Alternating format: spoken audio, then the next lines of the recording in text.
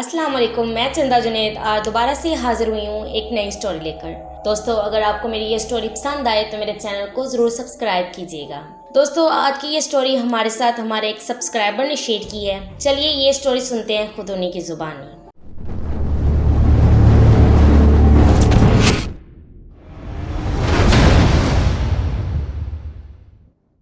कोई ना कोई इंसान गॉड गिफ्टेड होता है, मतलब कि जैसे कि मैं किसी भी जगह पर जाती हूँ तो मुझे खुद ब खुद फीलिंग्स आ जाती हैं कि कुछ ना कुछ अजीब है। हम कुछ अर्सा पहले ही एक नए घर में शिफ्ट हुए थे। उस घर के छोटे कमरे में मुझे कोई ना कोई फीलिंग आती रहती थी।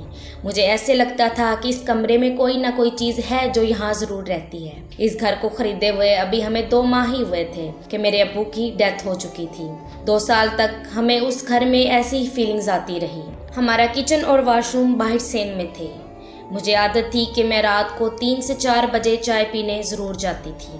जब भी मैं कभी किसी काम से उस छोटे कमरे में गई तो मुझे वहाँ से खुशबू आती थी। मैंने सोचा चलो जो भी चीज़ है अल्लाह वाली है, हमें तंग तो नहीं करती। एक दिन रात के 3 बजे का वक्त था कि मुझे बहुत भूख महसूस हुई। मैंने सोचा कि आज चाय के साथ रोटी भी बना लेती हूँ। मैं चुपचाप अपनी रोटी बनाने में मसरूफ़ हो गई। मुझे लगा कि मेरे पीछे सहन में कोई है। मैंने सोचा मेरा वहम है, इस वक्त तो सब ही सो रहे हैं। मैं रोटी बनाने लगी तो मुझे किसी ने पीछे से आवाज़ दी। मुझे लगा कोई बच्चा है। मेरे दिमाग में यही चल रहा था कि शायद मेरा भांजा मेरे पीछे खड़ा हुआ है। उस बच्चे ने मुझसे पूछा कि आप क्या कर रही हैं। मैंने जवाब दिया कि मैं रोटी पका रही हूँ। मुझे अब यकीन होने लगा था कि वो मेरा भांजा नहीं है। मैं किचन से निकली और जाके उसके कमरे में चेक किया। जब मैंने चेक किया तो वो सो रहा था, मगर वो बहुत ही गहरी नींद में था। मैंने उसे उठाया और पूछा कि बेटा आप आए थे बाहर। वो इस कदर नींद में था कि वो जवाब ना दे सका। मैं बहुत ही डर गई और सोचा कि वो बच्चा कौन था।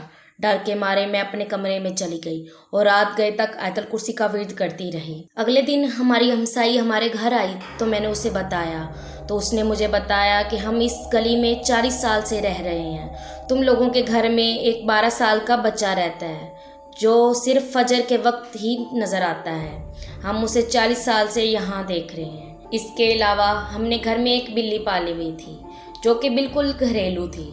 वो भी हमारी तरह वॉशरूम का इस्तेमाल करती थी। उस बिल्ली ने एक छोटा बच्चा दिया जो कि बहुत गंदगी फैलाता था। वो ज़्यादातर उस छोटे रूम में ही रहता था जहाँ से मुझे अजीब अजीब फीलिंग्स आती थी।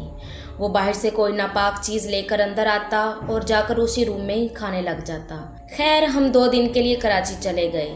जब हम वापस आए तो बिल्ली का बच्चा मौजूद नहीं था। हमने बहुत ढूंढा मगर कहीं भी हमें वो बिल्ली का बच्चा नज़र नहीं आया। कुछ दिन बाद हमें उसी कमरे से एक अजीब सी स्मेल आने लगी। जब हमने देखा तो उस बिल्ली का बच्चे का सर पड़ा हुआ था, जिसकी आंखें बाहर निकली हुई थी और बाकी का जिस्म मौजूद नहीं था।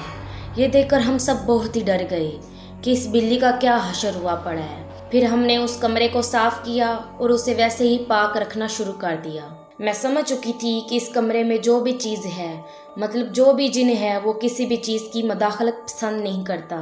हमारे घर में जो कोई भी उस कमरे में सोने जाता था, रात के 2 बजे 3 बजे के बाद वो जिन उसे वहाँ टिकने नहीं देता था। उस कमरे के आसपास से खौफनाक बच्चे की चलने की आवाज़ें आती रहती थी। उस कमरे को हमने उसके बाद हमेशा हमेशा के लिए बंद कर दिया और कभी भी उस कमरे में दोबारा नहीं गए।